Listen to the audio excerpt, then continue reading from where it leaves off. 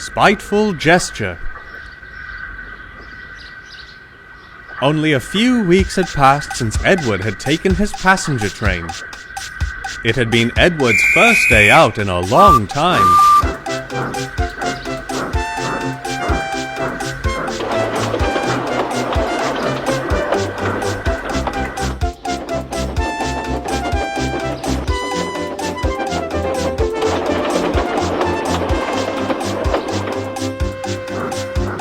And almost all of the engines had given Edward their full support. However, two did not.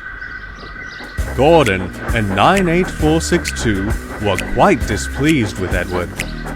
98462 was one of 3 engines brought by the Fat Controller to the railway on trial. He didn't have a name, just a number, 98462. He and Gordon had a great deal in common. They were both rude and cocky. However, the engine never seemed to know when enough was enough.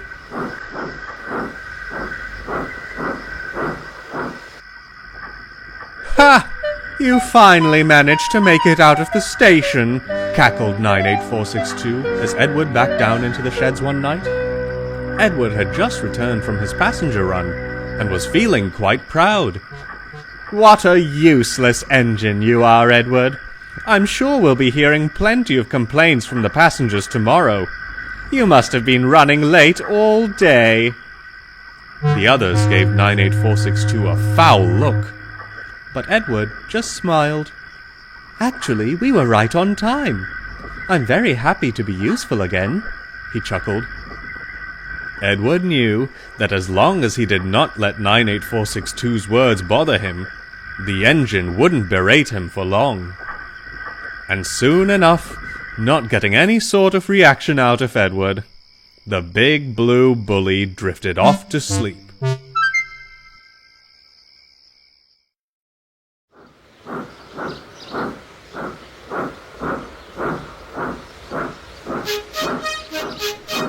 As Edward was now working regularly on passenger trains, the Fat Controller extended the timetable to run later into the evenings. This now meant Edward, Gordon, and 98462 would be running the passenger service all across the island.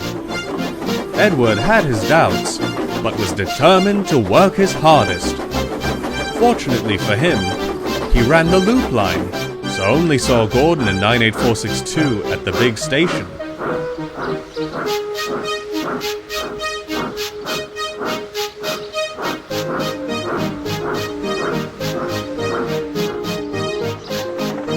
The weeks passed. Edward thought his trains were getting heavier and heavier, or he was getting older and older. The other engines noticed this and offered to help. No, thank you, panted Edward. You have your own trains to manage. We can't upset the Fat Director's timetable.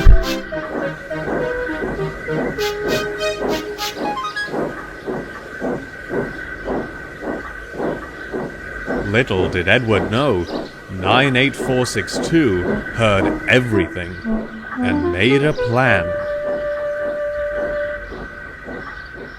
Edward arrived at the big station to collect his first passenger train. When he arrived, he saw there were no coaches. Thomas must have woken up late again, he thought. He was just about to collect some more when 98462 came hooting and wheeshing into the platform with Edward's coaches. No need to fret, he said snootily. I'll be taking your train today. We mustn't upset the Fat Director's timetable. He laughed loudly as the guard blew his whistle and set off. Edward was upset, but he thought it best to get on with his work.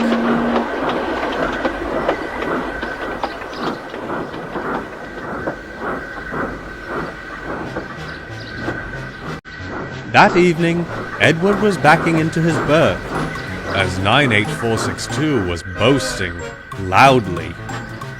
We don't need Edward anymore. I've proven I can manage 2 trains at once. Why keep him around when all he does is get in the way? Edward helped build these rails that you run on, fumed Thomas. Without him, none of us would have a railway to work on. 98462 interjected. He's a thing of the past. Us bigger engines are faster, stronger, and more up-to-date than old iron. Edward finally gave up. He decided to take a stand against 98462.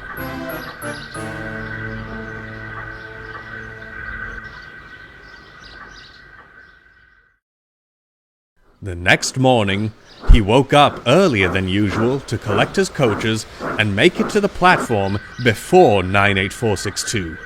The yard was silent, and Edward felt sure he had beaten him. "And what do you think you're doing?" fussed 98462. Edward tried to sound brave. "Collecting my coaches for my passenger train." "I don't think so," 98462 growled. "You are nothing but slow and old.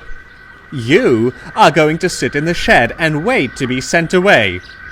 Or even better, scrapped." Before Edward could say another word, 98462 backed onto his line and coupled up to his coaches. Edward's heart sank, but not for long. "And just what do you think you're doing?"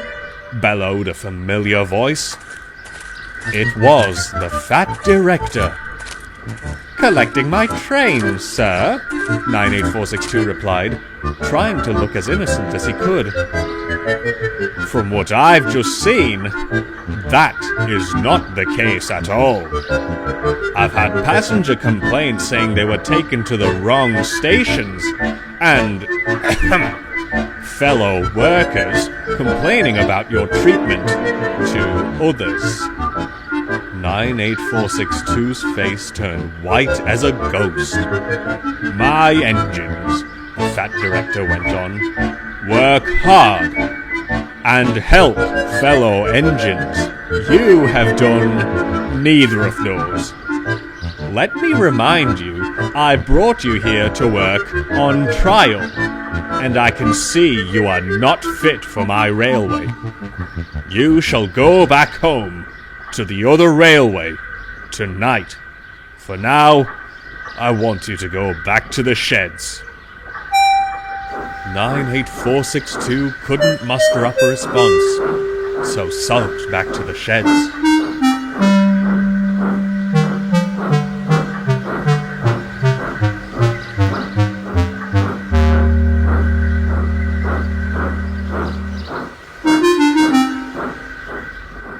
The Fat Director turned to Edward. "You must understand, Edward.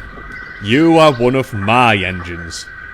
You might not think so, but you are not alone on this railway. If you have any troubles, you must come and see me right away. Understand?" Edward could see from his warm smile that the Fat Director was told everything. He looked across the yard and saw Henry and Thomas smiling back. "Now, you have a train to pull. Then after that, I want you to have a nice long rest." "Thank you, sir," smiled Edward. As he set off, he felt his position on the Fat Director's railway was secure, and had no more troubles from that day on. That was until Gordon...